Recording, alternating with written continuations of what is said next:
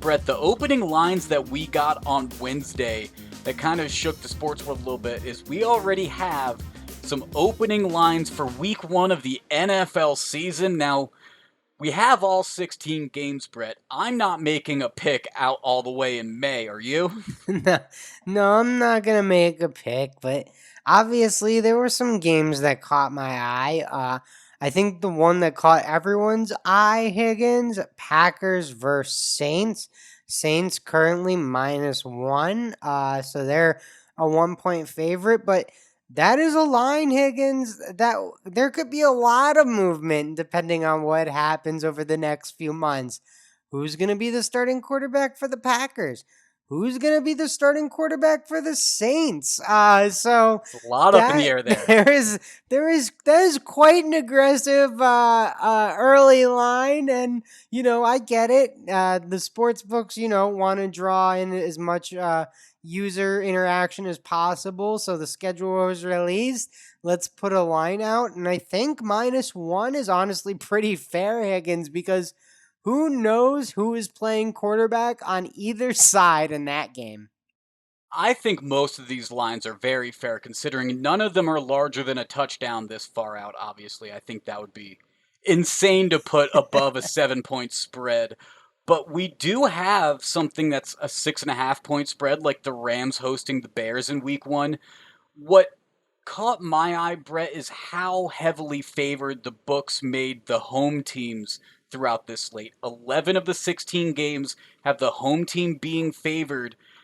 One of those intrigues me. It's the Jacksonville Jaguars going to see the Houston Texans. Now, the Texans have been covered in controversy with the news swirling around Deshaun Watson. Does he play? Is he going to be suspended? Is he going to be on the roster? Is he going to hold out and sit out from being on the Texans? There's way too many questions compared to the Jaguars, who will have Trevor Lawrence under center, will have Tim Tebow at tight end. So Jacksonville, even though they were the number one pick, the worst team in the NFL last year, they are going to be a week one favorite. That's a little bit surprising to me, and there could be some value if this whole Deshaun Watson story gets some clarity and if he ends up being available for week one. Yeah, week one favorite on the road in Houston. Definitely, I think to your point, I think the Deshaun Watson thing's playing into that line a little bit. And I also think, what the Texans have done as a whole. Like, we had this discussion actually on the show I work on during the day, Higgins. I'll bring it up here because it's a really interesting point. Um, let's all just agree that, if Deshaun Watson is not on the field, Laramie Tunsil is probably the most valuable Houston Texan. Who Yes, is the now, se- now especially, Yeah. yes. Okay, so it's Laramie Tunsil, right? Who's the second most valuable Houston Texan? Like, Well, there were some names that should have been on that list, but now, as we have seen this offseason progress, they are no longer Texans anymore. So you're right. After Tunsil, there is quite the fall off. yeah, it's really shocking when you put it in that perspective. Everyone's like, "Oh, Deshaun Watson, Tunsil, they can't be that bad." And then you're like, "Wait a second, who am I afraid of on this off? Like maybe Brandon Cooks? Like, That was my guess. Was Brandon yeah, Cooks is probably the number two behind Laramie Tunsil in terms of the big name for the Houston Texans, yeesh, excluding Watson if Watson's not on the roster for week one.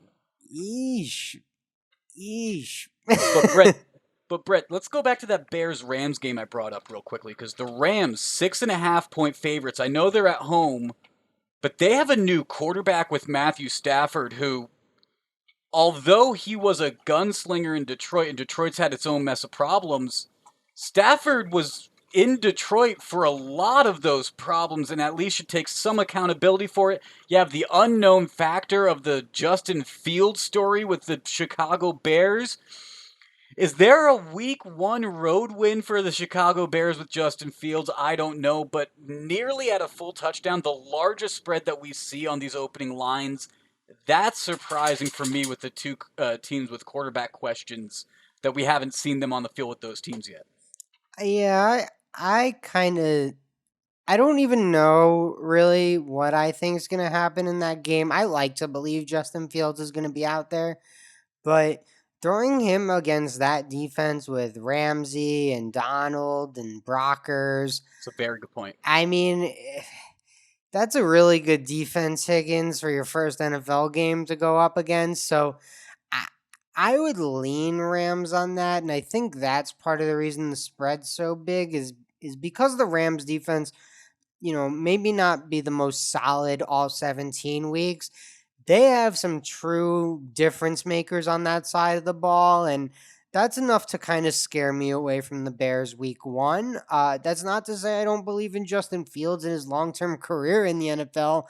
Just first NFL start, I'd rather be, let's say, the Jets going up against the Panthers defense. That seems a little more reasonable.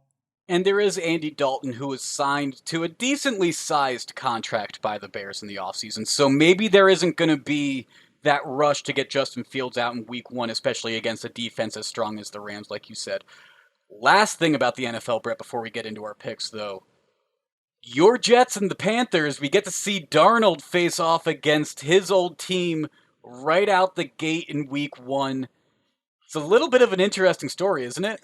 Yeah, no, I kind of hinted at this one. I think it's a pretty good spot for Zach Wilson to get his first start. I mean, Matt Rule was a college coach while Zach Wilson was still in college. And the Panthers defense is very young. In fact, last year in the draft, Higgins, all of their draft picks were defensive picks. This year they went defensive heavy again, but they did get Sam Darnold a few weapons. So it'll be nice. I'm rooting for Sam to play well. I want him to play well. I'd like to think that he is more talented than what he was able to show in New York. I root for players all the time, Higgins. I'm very pro player. So I like to think that the Jets probably did him a little bit of a disservice. But that being said, I will be rooting for my New York Jets. I'll be rooting for the Zach Wilson era to start off strong. And, if Sam doesn't win his first game in Carolina, I won't be crying.